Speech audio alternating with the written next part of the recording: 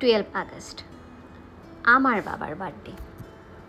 আর সত্যি কথা বলতে কি, আমার বাবার বার্থডেটা আমাদের 3 ভাই বোনের জন্য খুবই স্পেশাল।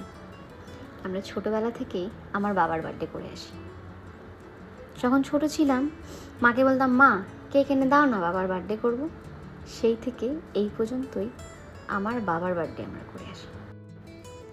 আজকের এই মুহূর্তটা এই ক্যামেরাবন্দি করার মেন কারণ হলো আমার ঠাকুমা।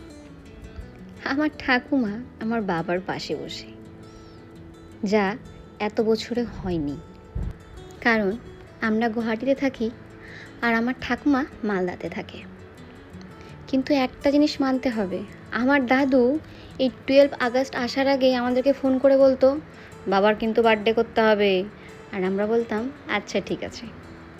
অ্যাকচুয়ালি এই পুরো আগস্ট মাসটাই আমাদের জন্য একটা সেলিব্রেশনের মান্থ, কারণ 6 আগস্ট আমার বার্থডে, 12 আগস্ট আমার বাবার বার্থডে, 13 আগস্ট আমার ওই দাঁত ফুকলি আমার মেয়ের বার্থডে, আর 20 আগস্ট আমার ভাইয়ের বার্থডে। তো হলো না সেলিব্রেশনের মান্থ। আর আজ এখানে আমার বাবার সবাই আছে, যেখানে মা থাকে সেখানে সবার সব থাকে।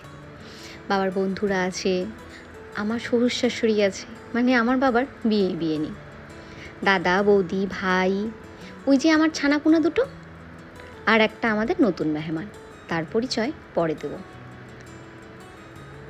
প্রত্যেকবার আমার বাবা খুশি থাকতো, কিন্তু আজকে মুখের হাসিটাই অন্যরকম। মা আছে না, তাই।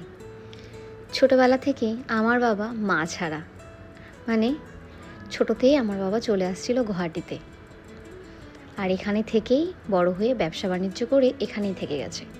তাই আমার ঠাকুমা কোনোদিনও আমার বাবার বার্থডেতে থাকতে পারেনি। প্রথমবার আমার ঠাকুমা আমার বাবার সঙ্গে। সামনের বছর হয়তো এই মুহূর্তটা আর পাবো না।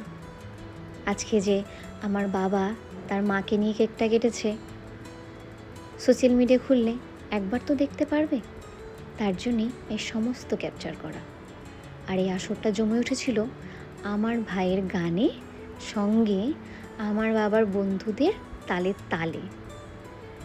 এত সুন্দর লাগছিল, আশা করি আপনাদেরও খুব ভালো লাগবে।